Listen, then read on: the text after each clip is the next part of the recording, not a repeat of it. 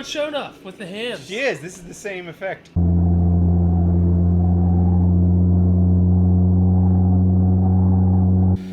Oh boy, the special effects. So the mother is actually defending the family while the girlfriend is killing them with her samurai orgasms. Right? So far, that pretty much sums up the movie.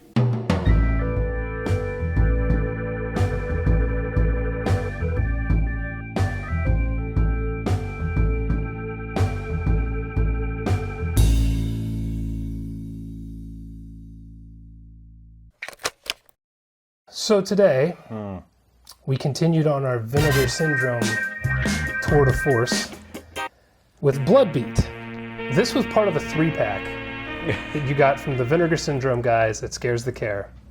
And we asked him, pick one out that is one of your wackiest, way out there movies. We want to experience the extreme that you guys have. Yep. And he recommended Bloodbeat. And he wasn't wrong. No, this is the weirdest movie ever. He also recommended Shocking Dark, which, if he's there next year, I may give him a diamond cutter. We have to watch Dolomite yet. Dolomite is my name, and f***ing up motherfuckers is my game. I'm waiting for Dolomite. For who? Dolomite.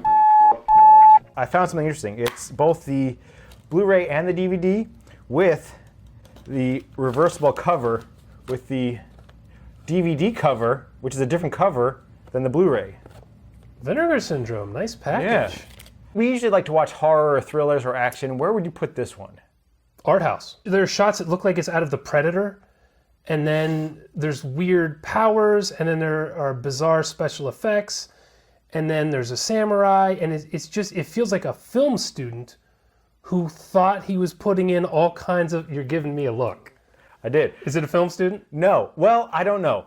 So here's the deal. Is it a meth addict? So the director was Fabrice Zafritatos.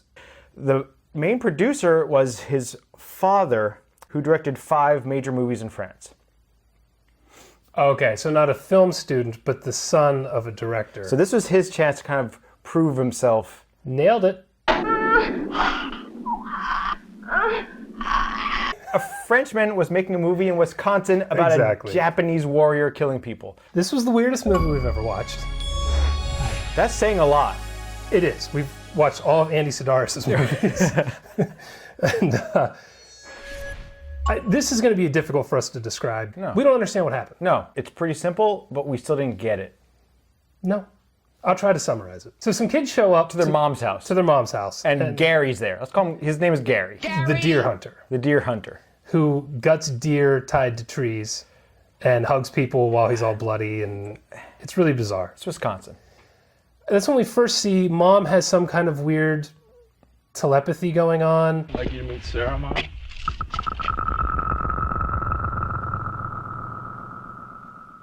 What was that? I have no fucking clue. And then Son's girlfriend also has some weird abilities. Sensitivity for the psychic powers She of the mom. thought the mother of the house was watching her through her paintings, which seemed to be the case. And then we get hunting scenes, and then we get weird painting scenes and awkward pseudo-rapey scenes. Maybe some samurai killing scenes, some more art house shit. And then we find out that every time a samurai in the woods kills homeless men, that one of the main characters has an orgasm. Or it's the other way around, that every time that this person has an orgasm, the samurai feels compelled to kill. We think the girlfriend, well, we know the girlfriend at the end became the villain. We found out she was controlling the samurai, she was the samurai, and she killed everyone except the 2 children of the mom who had Not powers. the whole time. Did the samurai possess her and make her put on the suit? Because the samurai was killing people, and then the dad hit it with an axe, and the armor fell apart, and then later orgasm samurai college student chick puts the armor on and becomes the Dark Phoenix Samurai. What? To be fair, the story could have made sense if we could hear the goddamn movie. Buy a microphone. They're cheap. And you could tell they were using the mic on the camera because the people closer to the camera were louder and clearer than the people in the background. You just couldn't hear them. I got one! Come on! Oh, it's a nice one, too. A really nice deer. I was up at the Pines this morning. It's an old guest room. Nobody stayed here for quite some time, though. Microphones. One day he just packed up and left. Just a few lines on a piece of paper, and that was it. Is that like a stripper pole for babies? Ba- Look what we're watching, dude. Would that really shock you? Very muddy sounding. It's very hard to understand what they're talking That about. one scene where they clearly boosted the audio because there was a solid hiss over the whole thing and they still couldn't understand what they were saying. They tried. They tried. What happened? I picked up the sword and cut myself. It's funny because at the beginning of the movie, you said, hey, this is competently made. It's not shit. It's in focus. Look at all the cameras they're using. Look at all the different lenses, the different shots, the different focal lengths, and all this stuff. You got really technical on how this person knew what they were doing in shooting this movie. The guy operating the camera. Fair enough. Vladimir. We noticed right away that, boom, this thing came up and it was 4:3 aspect ratio. To the point where we were wondering for a while, is this shot on VHS? It was a 35 millimeter movie. The director realized 15 days into shooting that they were recording it in 4:3 instead of 16:9. And they're like, we're not going back and we're not redoing it. What? What the hell is this shot? That's a VHS shot. Okay, so this was actually not a weird art house decision. No. They thought they were filming it widescreen. They framed the shots on widescreen, and when they hit record, it went 4:3, and they did that for 2 weeks and a day. I mean, look, this has happened to us with our camera. When we hit record, it crops the top and bottom, and we've been out of frame multiple times. But I'm also drunk during every production, and I'm not trying to sell this. And we get dozens of views. Dozens and dozens of views. Yeah, it's amazing. Now let's talk about the weird shit that happened. The scenes where the woman is writhing in the bed and the samurai is killing people has to be seen to be believed. What in God's name? I would love to see, hopefully in editing, we'll see some good reactions from us watching this because... Oh. What? Oh no! Oh. No, no, Oh. no, no. Don't do it. Ah! This is getting a little rapey. Yeah, this is getting some Bill Cosby action here. It-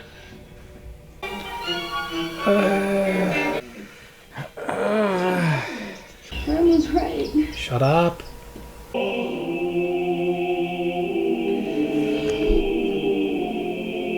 Where is this motherfucking samurai? That's what I want to know. You have to have patience. You promised me a sex samurai. You promised me a sex samurai. Yeah, I'd fight this director. Yeah. Yeah. What kind of weird fetish do you think this guy has that would make him shoot this and put it on film? Yeah, what a weirdo.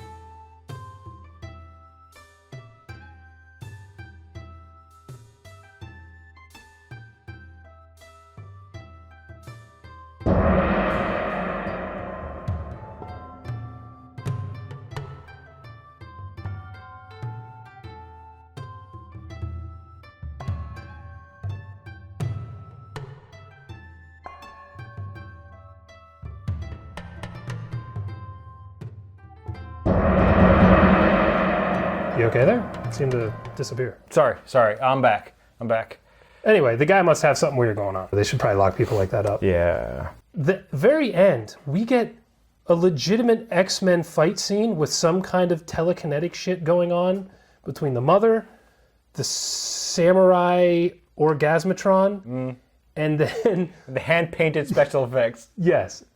And then the mother dies. Oh! No, not Ugly Mom. The stepfather guy dies. Mm-hmm. And then the Gary. two kids start using telekinesis or something to fight Samurai Orgasmatron. Yeah, their powers burned the mom's paintings, which then made the samurai disappear, and then the two siblings walk off, and everything's good again. She's not wearing fucking pants, you're right. I told you. Just in her underwear. Cools the giblets. But the son has the best look on his face while he's using these newfound powers that he's never shown before. I hope we use that as our thumbnail. There's some stuff I really liked about this movie. There was the Uncle Pete was the Red Baron. He was a nothing character. He had a really cool intro where he's just hauling ass down this country road, his truck. and they really ramped his like pickup truck. It got some serious air, and we were both very impressed by that. Oh! Never spoke. Oh, Right? shit, you're right. He shows up. The daughter runs kind of almost out of frame, like far away, hugs Yeah. him. Don't see him again until he's wrecked his truck and is trying to literally drag it out of a ditch and then gets killed by the samurai. Yeah. That's it. That's the Red Baron. Huh. 10%. 10%. There's a fun samurai kill where he goes and murders a couple who are resting on their waterbed. It took forever. It took a while, but at the end of it, the stunt where the guy jumped through the glass, apparently they didn't have a stuntman. That was the director who took that fall.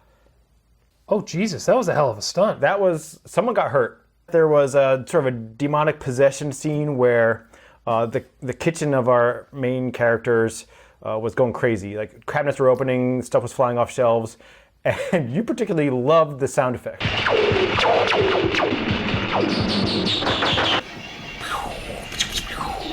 Then the movie, right after that, redeemed itself because when Gary got hurt in that thing, they took care of him. They took him to his bed and apparently shaved his chest and his armpit. Oh. That's weird for a man with a beard. Is this the kind of talk we're going to have to discuss? Yeah. I mean, Do you think that was the director? Like, all right, guy from Wisconsin, I need you to do me a favor.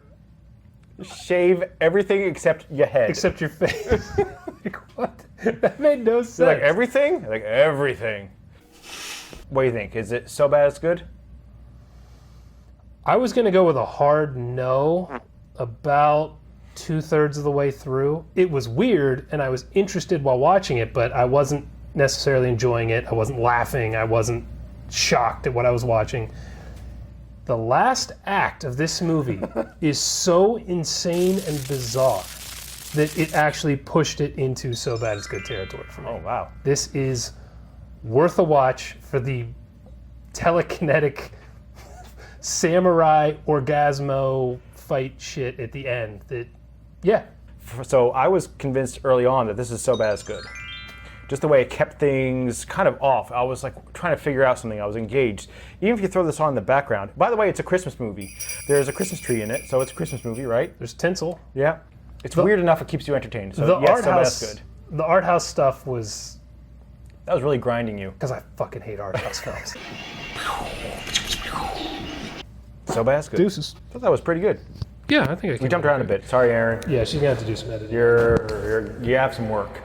She's not wearing fucking pants. You're right. I told you. Just in her underwear. Cools the giblets.